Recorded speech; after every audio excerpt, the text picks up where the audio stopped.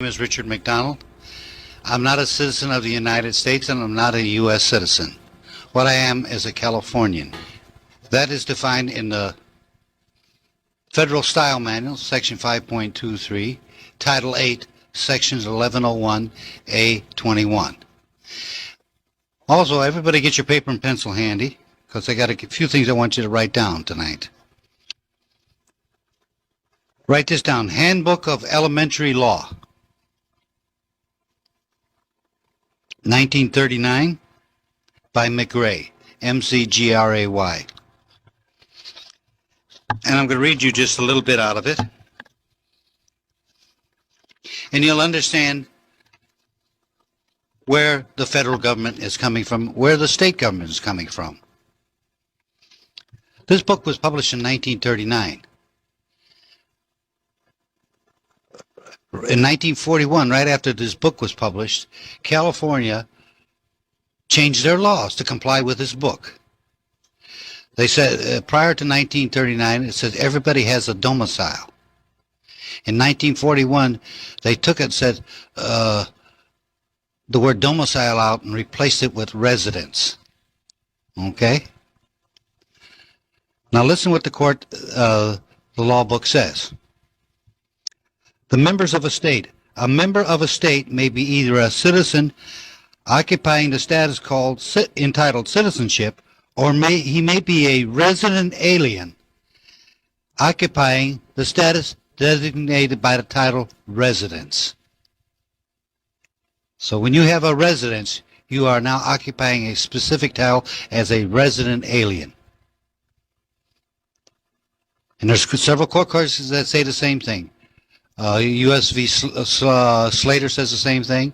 They treat each state in the Union as a foreign country on the same equivalent statuses of Mexico for prosecuting you. You're in a foreign country. They're very consistent. But I've been saying that residence was a nasty word, but I didn't know why. I knew what it meant. But I didn't know they had a law that supported what I did until just recently. You know. Let me reread that again. A member of a state may be either a citizen occupying the status called citizenship, which I have, or he may be a resident alien occupying the status designated by the title resident. There's no third option.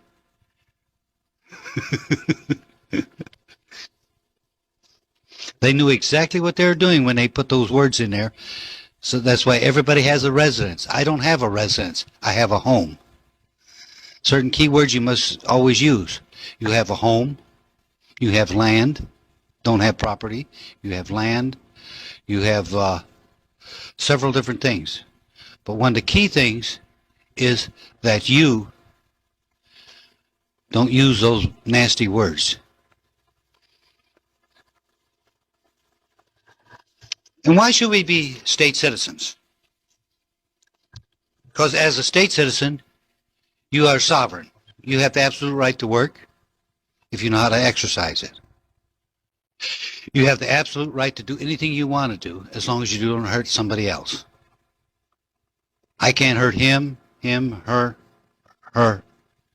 But what I can do, I can hurt the government all I want because they have no rights. The government is without any rights whatsoever. And I can prove that to you in several different case law scenarios, which we'll get to eventually.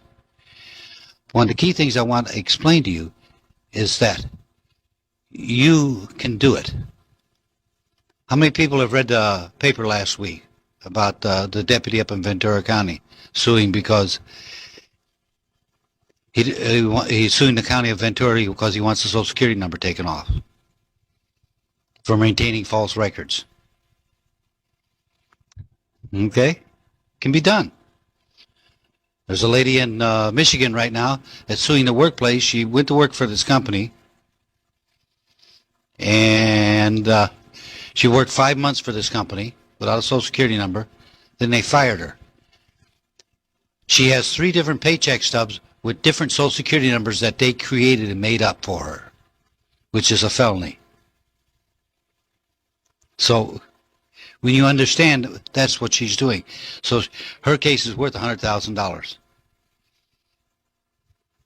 Just because they maintained false records, they made phony social security numbers, they violated every law in the books.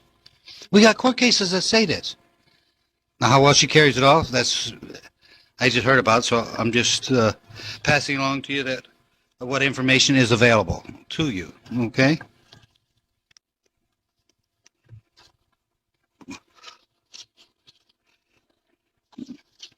One of the key things when you do a suit against your employer, if you're working for him, if you're not working for him, makes no difference. You do your request for admissions, you do your interrogatories, you do everything you need to do to comply with the law. You obey the law, and you force them to obey the law. They have to obey the law. There's no law requiring, any place that I've been able to find, even I have a letter from the Congressional Research Service that says there's no law requiring anybody to have a Social Security number. If you're not required to have one, why did you get one? My mother got me mine. I didn't know. I was little Todd, you know. Most everybody didn't sign their own Social Security number. It was gotten for them by their parents. So you have the right to cancel that contract. And it is a contract for benefits. They may not, they'll say it's not, but it is. It's an application for benefits. And any application is a contract. Yes. Yes. I don't want anything from the federal government because I don't want them in my hip pocket for the rest of my life. I don't want anything. And anything you paid into Social Security, you can get back if you want to get it back. Yes, you can get it back, but there's only one specific way you can do it. And there's people that have done it.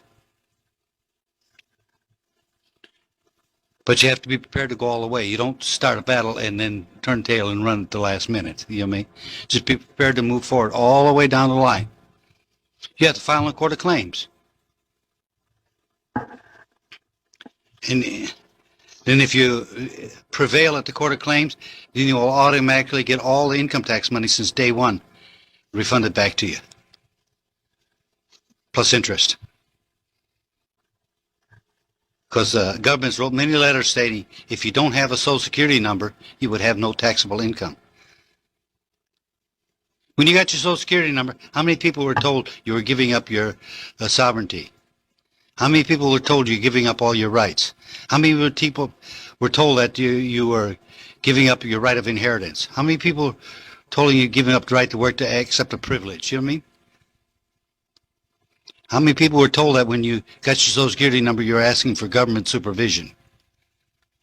How many people were told when you got your Social Security number, you'd pay 52% of your salary for the rest of your life to the government? Yes.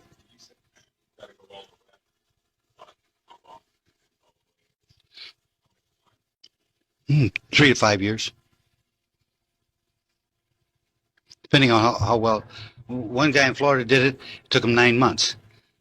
Guy followed him up. Took him 4 years. You know what I mean? Follow the same suit. You know what I mean?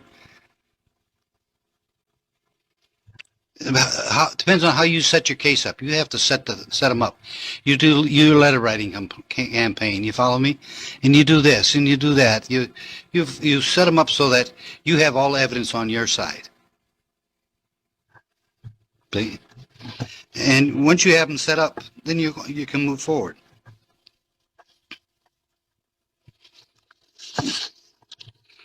Okay. I was going to talk about citizenship a lot tonight, so I brought my big book on citizenship. I was going to talk a lot about citizenship. This book here, which I'll be taking to Texas with me next month.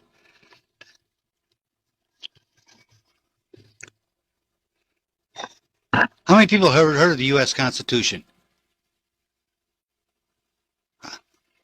There's dirt under my feet. It doesn't apply to me. I got several court cases say the U.S. Constitution doesn't apply except to the federal government. It doesn't apply to the state government. It only applies to the state government through the 14th Amendment. So anytime you use